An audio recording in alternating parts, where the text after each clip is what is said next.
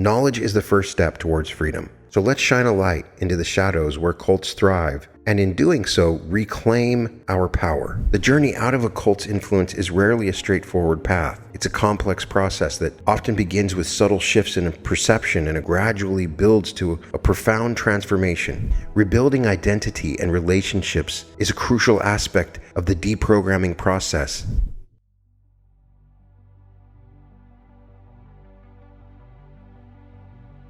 Welcome to the Reality Revolution.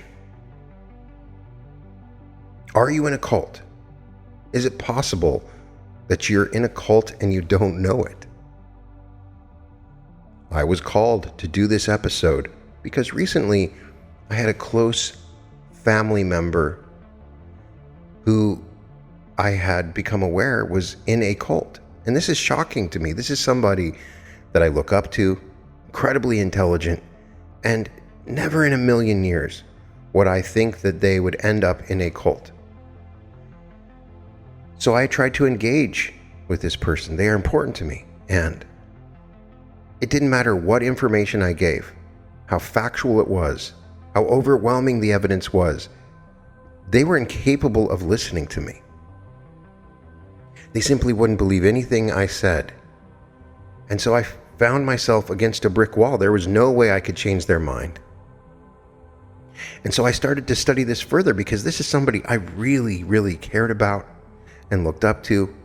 And they were essentially believing complete insanities, and it didn't jive with what I knew about them. And this is important because I have a spiritual podcast, and I'm talking to somebody right now that's in a cult or that will end up being in a cult. And cults love you. If you're a very spiritual person, you're perfect for them. And a lot of people end up in these sort of situations that are just seeking out spiritual information and knowledge, and they get sucked into cults. There's a long, terrible history of cults where people have committed suicide, where there's incredible violence. There is a large segment of the world right now that is essentially in a cult. And it's frustrating. Many people have confronted this. And so the question is, are you in a cult? A cult is far more than a fringe group with unconventional beliefs. It is a masterfully orchestrated system of control, manipulation, and exploitation. And at its core, a cult is an organization that employs coercive techniques to subvert an individual's sense of self, replacing it with an identity molded to serve the cult's purpose. The result is a profound transformation that can render even the most rational person incapable of distinguishing truth from fiction. The history of cults is as old as human civilization itself. From ancient mystery cults in Greece and Rome to medieval heretical sects, charismatic leaders have long exploited the human need for belonging and meaning. In the 20th century, we've seen an explosion of cult activity that brought these groups into sharp focus. The horrific events of Jonestown in 1978, where over 900 people died in a mass murder-suicide, shocked the world and laid bare the deadly potential of cult influence. Since then, groups like Heaven's Gate, I recommend you watch the documentary on them, Shirinkyo, and countless others have demonstrated the devastating impact cults can have on individuals and society. This can completely distort your spiritual journey into an unreliable path, completely take you out of your vibration. It can destroy your life. You may be seeking out something very normal and natural, the evolution of your soul, and in the end you end up warped, disfigured, and demented. Understanding the dynamics of cults is not merely an academic exercise. It is a vital skill in our complex, often confusing world. Cults do not announce themselves with neon signs or upfront declarations of their true nature. And cults are taking form right now online. meaning that you can end up in a cult and not have walked through anybody's doors or gone to any meetings. And that's what's so shocking about it. There are these digital cults that have started to form, and they completely take over somebody's life. They seduce you with promises of purpose and community and answers to life's most pressing questions. They prey on your vulnerabilities, your deepest fears, and your highest aspirations. In an age of increasing social isolation and digital echo chambers, the tactics used by cults have seeped into mainstream society, making it more crucial than ever to recognize and resist these manipulative techniques. Political movements, self-help gurus, and even some businesses now employ cult-like strategies to gain followers and maintain control. There are a number of YouTube cults that you can find. They're amazing in the way they end up distorting people's mind and their behavior. So by peeling back the layers of cult psychology and manipulation, we arm ourselves with the tools to protect our autonomy of thought and action. We learn to question not just what we're told, but the very framework through which we perceive reality. This knowledge serves as a shield not only against traditional cults, but against all forms of undue influence and coercive control. I highly recommend you check out my episode on overcoming manipulation and the dark side of hypnosis. This is going to give you a good background on understanding manipulative techniques and the different forms of coercion that are being used against you. I've made this an important aspect of my podcast because I have seen it in action, and it is hurting a number of people out there. And I've seen a number of people in our group that have been led into a cult. When I looked them up and I saw some of their posts, what they're saying and doing, they had just been sucked into a cult.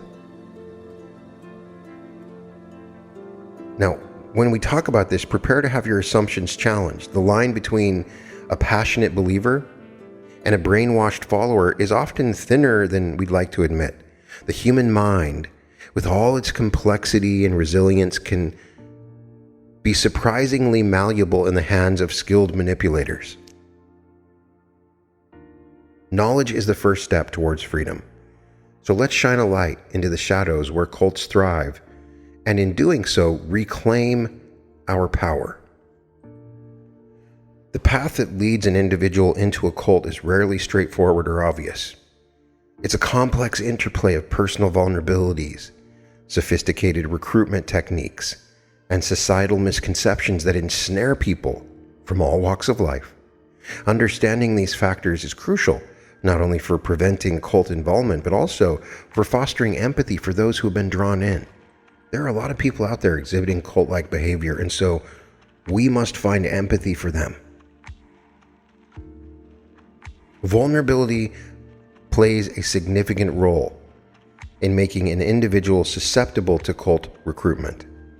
Personal crises or life transitions often create a state of emotional upheaval that cults can exploit. During these times of change or difficulty, people may find themselves more open to new ideas or groups that promise stability and direction. Divorce, job loss, the death of a loved one, or even positive changes like starting college or moving to a new city can create this kind of vulnerability. Loneliness and a desire for belonging are also powerful factors the cults leverage in their recruitment efforts. Unfortunately, I found one particular personality, the incel, to be very common in a lot of cults. And in our increasingly disconnected world, many people yearn for genuine human connection. They don't care what they have to believe. They just want to talk to people, meet people. So they don't care what the ideology is. They just get sucked in because it gives them a chance to have friends. Cults offer instant community and unconditional acceptance, filling a deep emotional need that many individuals struggle to satisfy in their daily lives. Idealism and the search for meaning can paradoxically make individuals more susceptible to cult recruitment. Those who yearn to make a difference in the world or who are searching for deeper spiritual truths can be particularly vulnerable to groups that claim to have all the answers. Cults often present themselves as having solutions to society's problems or offering a path to personal enlightenment, appealing to people's highest aspirations. The recruitment techniques employed by cults are sophisticated and psychologically manipulative. Love bombing, a technique where recruits are showered with affection and attention, is often used in the early stages of recruitment. This overwhelming display of warmth and acceptance can be particularly alluring to those feeling lonely or undervalued in their current lives. Cults also excel at offering simple solutions to complex problems.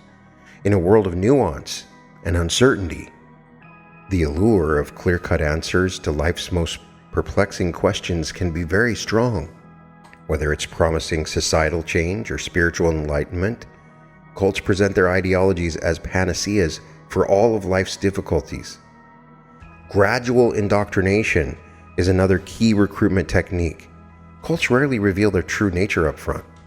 Instead, they slowly introduce their more radical beliefs and demanding practices over time. This gradual approach allows recruits to become emotionally and psychologically invested before they are fully aware of the group's true nature or the extent of its demands. Common misconceptions about cult members often hinder our understanding and prevention efforts. One of the most dangerous myths is that only weak-minded or uneducated people join cults. This misconception not only stigmatizes victims, but also leaves many vulnerable people believing they're too smart to be manipulated. That's why I'm bringing this up, because the person that I encountered is one of the smartest people I know, and they are now in a cult. In reality, cult members come from all educational backgrounds and walks of life. Intelligence is no defense against sophisticated psychological manipulation, especially when combined with personal vulnerability. Another common myth is that people actively choose to join cults. In truth, most individuals who end up in cults had no intention of doing so. They believed they were just joining a self-help group, a religious movement, or a social cause. The true nature of the group is often revealed only after the person has become emotionally and psychologically invested. Many people believe that cult members are always unhappy or aware on some level that they're being manipulated. In reality, many cult members, at least initially, feel a sense of purpose, belonging, satisfaction, and happiness within the group. This contentment can make it even harder for friends and family to reach their loved ones and can blind members themselves to the more sinister aspects of the group. Understanding how people end up in cults is crucial for several reasons. It helps us identify vulnerable individuals before they're recruited and enables us to recognize the warning signs of cult involvement in its early stages. And it fosters empathy for those who've been drawn in. By dispelling misconceptions and shedding light on the recruitment process, we can better equip ourselves and our communities to resist cult influence and support those who are trying to break free. According to the Cult Education Institute, there are specific warning signs to look out for when considering whether a group might be a cult. Cults are characterized by 1. Absolute authoritarianism without accountability. 2. Zero tolerance for criticism or questions. 3. Lack of meaningful financial disclosure regarding budget. 4. Unreasonable fears about the outside world that often involve evil conspiracies and persecutions. 5. A belief that former followers are always wrong for leaving and there is never legitimate reason for anyone else to leave. 6. Abuse of members. 7.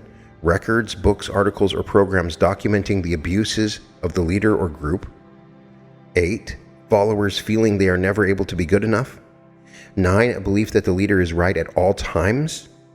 10. A belief that the leader is the exclusive means of knowing truth or giving validations.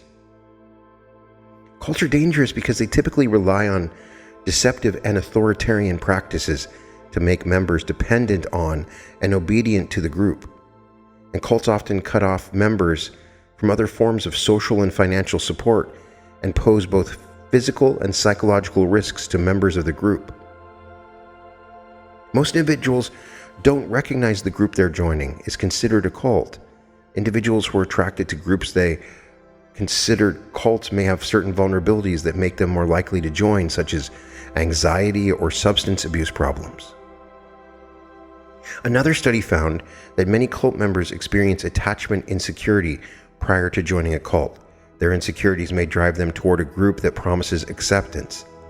Once they join a group, they're usually distanced from outside influences, and after people are separated from the outside world, leaving the group becomes difficult. They often grow dependent on being in the group and develop suspicions of anyone outside the group. This is why some people suspect that cult members are brainwashed, and there is some science behind this idea, as members are often told they're being persecuted by people outside the group. Another major theory about why individuals remain in cults is mostly sociological. Cult leaders often promise to reward members in some way.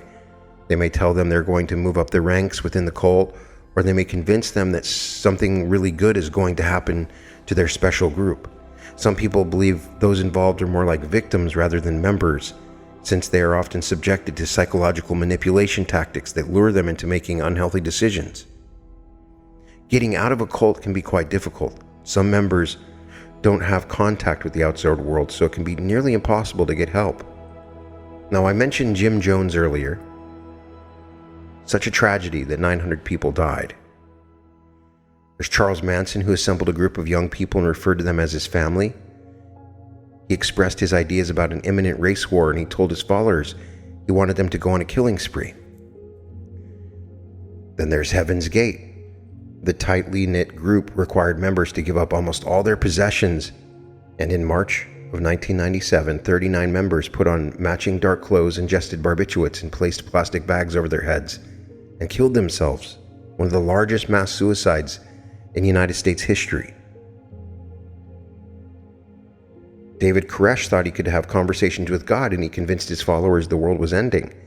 He and more than 100 people moved to a compound outside of Waco, Texas. The FBI tried to arrest Koresh because of violations of the law, such as advocating for underage girls to marry adult men.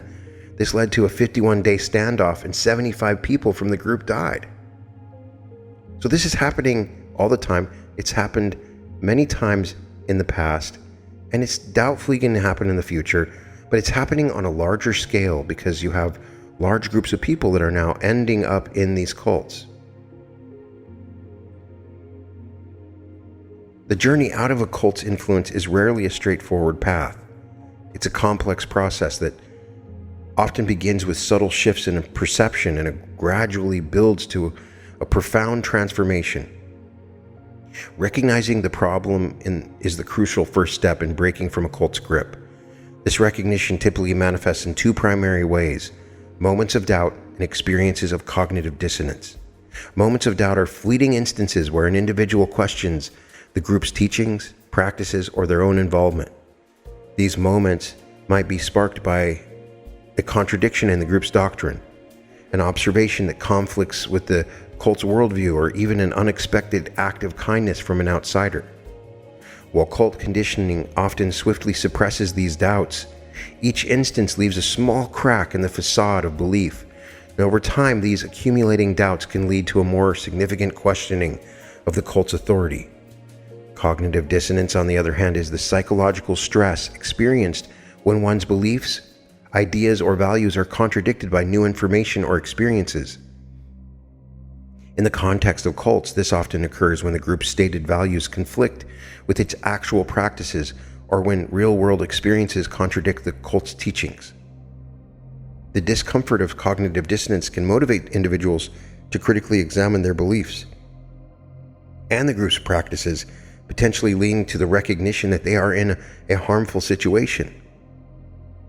Once an individual began to recognize the problematic nature of their involvement in a cult, seeking help and support becomes crucial. This process can be challenging, as cults often isolate their members and instill distrust of outsiders. However, support is essential for successful deprogramming and recovery. Reaching out to family and friends who are not involved in the cult is often a vital first step. These connections can provide emotional support, alternative perspectives on the cult and its practices, and give them a sense of community and belonging to someone else. So you may not agree with the cult that they're in or what they believe in, but if you can just be with them, show them that you're there for them, be a connection to them, you can begin the process of allowing them to move beyond the cult. So it's a mistake to abandon these people. You find people that are seemingly in a cult and express really horrible ideas. The worst thing you can do is just block them and abandon them. They are still us. Many families are eager to reconnect and offer support to their loved ones. And if you can do that, it's going to help. Professional counseling, particularly from therapists experienced in cult recovery, is invaluable. These mental health professionals can provide a safe, non-judgmental space for individuals to process their experiences and work through the complex emotions associated with leaving a cult. They can assist in identifying and changing thought patterns instilled by the cult, develop coping strategies for the challenges of reintegration into society, and address any pre-existing mental health issues that may have contributed to their vulnerability. Support groups specifically for former cult members offer unique benefits in the recovery process, and these groups provide validation of experiences and emotions, as well as practical advice for adjusting to life outside the cult. Perhaps most importantly, they offer living proof that recovery is possible. Interacting with others who have gone through similar experiences can provide a sense of community and understanding that is difficult to find elsewhere. The process of recognizing cult involvement and reaching out for help marks the beginning of the journey to freedom. It requires courage and resilience, but with proper support, recovery is achievable. As individuals progress in their deprogramming journey, they often find that the skills and strengths they develop along the way serve them well in all aspects of life. The path out of a cult's influence is not just about leaving something behind, but about reclaiming one's autonomy, rebuilding relationships, and rediscovering one's true self. As individuals progress in their journey away from the cult, they often need to actively engage in deprogramming techniques, and this process involves developing critical thinking skills, rebuilding your identity and relationships, and dealing with the aftermath of cult involvement. Critical thinking exercises play a crucial role in the deprogramming process. One of the first steps is learning to question beliefs and practices that were previously accepted without scrutiny. This involves examining the foundation of the cult's teachings and asking whether they stand up to logical scrutiny. Former members are encouraged to explore the origins of these beliefs, consider their practical implications, and evaluate whether they align with verifiable facts and personal values. Seeking alternative viewpoints is a vital aspect of developing critical thinking skills. This might involve reading books or articles that presently differ in perspective, engaging in discussions with people from diverse backgrounds, or exploring various philosophical and spiritual traditions. The goal is not to replace one set of beliefs with another, but to develop the ability to consider multiple viewpoints and make informed decisions. Logical analysis of cult teachings is a more structured approach to critical thinking. This involves breaking down the cult's doctrines and examining them for logical consistency, factual accuracy, and ethical complaints. Former members might be encouraged to look for logical fallacies, question the evidence supporting various claims, and consider the real-world consequences of acting on these beliefs. Rebuilding identity and relationships is a crucial aspect of the deprogramming process. Cult involvement often suppresses individual identity, replacing it with a group-prescribed persona. Rediscovering personal values and goals is an essential step in reclaiming your sense of self. This might involve exploring old hobbies and interests, trying new activities, or engaging in self-reflection exercises. My question to you is, has somebody told you that you're in a cult? Has somebody said, you're in a cult? That's usually a pretty good sign. If someone else is telling you that you're in a cult, you may laugh it off. You may think it's funny. You may think it's just a form of insult. But maybe, just maybe, they're right. I know it seems absurd, and perhaps the way in which you ended up in this cult is not the normal way. You're not meeting for groups in a church. You're not in some compound. It's happening from your own home. But I'm saying, if you step back and become critical in your thinking, reconnect with your family and friends, don't isolate yourself. This can really help you. Your relationships may have suffered during the cult involvement, but you can find a valuable resource of support for recovery if you go to your friends and family and say, look, I'm not quite sure if that group I was in is good or bad, but I want to reconnect with you, and I'm sorry I haven't been able to show you the time. This creates a sort of trauma. Cult involvement can be psychologically traumatic, and some individuals may develop symptoms of post-traumatic stress disorder. Yes, even those particular cult members might be suffering from PTSD, and you know who I'm talking about. There's professional therapy and ways that you can handle this PTSD. Eye movement desensitization, tapping can be beneficial in processing these experiences and reducing their ongoing impact. Rebuilding life skills is often necessary for those who have spent a significant time in controlling cult environments.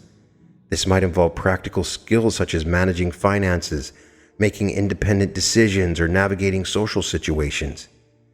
It can also include more complex skills like setting boundaries, expressing emotions in healthy ways, or developing critical thinking abilities. The process of deprogramming and recovering from cult involvement is complex and challenging. So if you suspect you're in a cult, that's a really good place to start. If you suspect you're in a cult and someone has told you, hey, I think you're in a cult, that's a good place to start. Now, for many that are in a cult, they are not hearing those things. They've been isolated. They've been placed in a situation where they're not hearing any negative viewpoints, criticisms of what they're doing. So you get sucked into this sort of rabbit hole and you can never escape. Makes me so sad when I see that happening. For those who have been affected by cults, whether directly or through a loved one's involvement, there is hope. Recovery is a process, and it's okay to take one day at a time.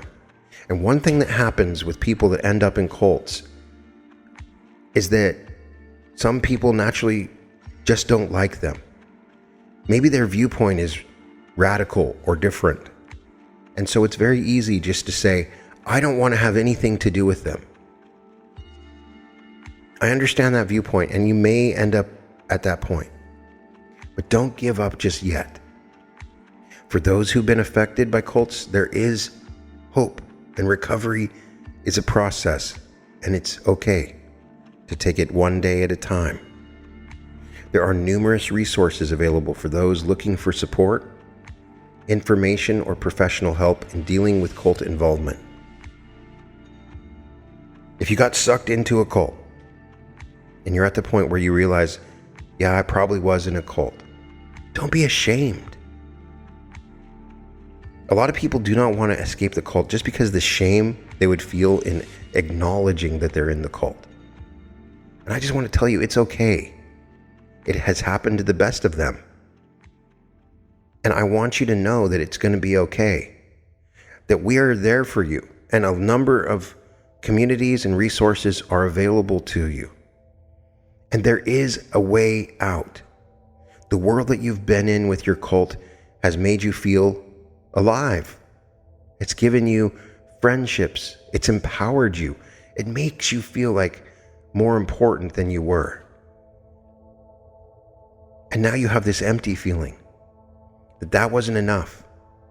You may have been manipulated. You may be dealing with traumas. You may be looking at the things that you learned and the things that you practiced were violent, hateful.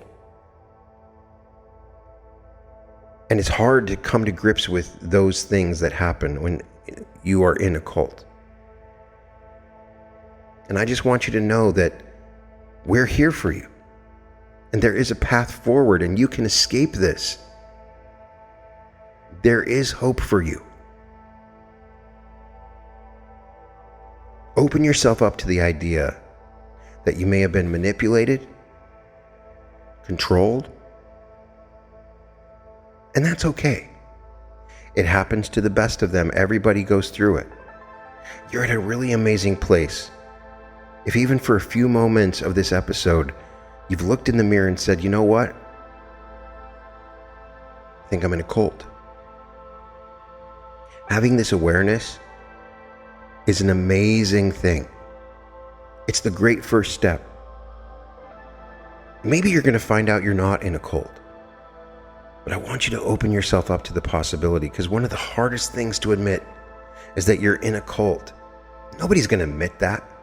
How are you ever going to admit, hey, I'm in a cult? Of course not. Even the most hardcore cults, the people like Heaven's Gate, would not admit that they're in a cult. So it's very rare. It would be very unusual if you're in a cult, if you walk away from this episode saying, yeah, you know what, I'm in a cult. But I want you to go through the checklist that I gave you. The different formats and ways that a leader can take over, manipulate you, control you. I want you to be aware of it. I just ask you to take that one step and just open your mind and be critical a little bit. There are other ways that you can connect. And there's greater friendships that you can find in a more healthy environment. I promise. And your escape from the cult could be the defining role that helps you to be of service to others. You can go out and serve others and help them escape from the radical influence that a cult can bring. So please, in the comments, share if you've ever ended up in a cult, or you know of someone that's ended up in a cult. What did you use to escape? How did you become aware that you were in the cult? You might be surprised by the number of people that talk about it in the comments, and please help me to understand. I am grateful that I've never ended up in a cult, but I am also open to the idea that I could end up in one very easily. And those who are seeking out spiritual information and moving to higher, more complex levels of spiritual evolution are naturally going to be attracted to figures that pull you into cults. So it's a part of this spiritual expansion that we're going through. It's a part of the transition into the new earth. Cults will be there to manipulate and control you along this process. And if you can escape it, it will allow you to continue your journey to evolving to a higher level of consciousness. And that's all that I want for you. For those out there that are in a cult and they're happy, you do you. If it makes you happy and you don't want to leave it, then you do you. There's going to be somebody out there that's listening that may not be entirely happy with the situation they're in. They have doubts, but the only friends they have are in that cult. It's the only reality that they know, and they're afraid of what's happening on the other side. Walk through those doors. Escape. Open yourself to the possibilities that are beyond that form of manipulation. You can find all episodes of The Reality Revolution at therealityrevolution.com. And welcome to The Reality Revolution.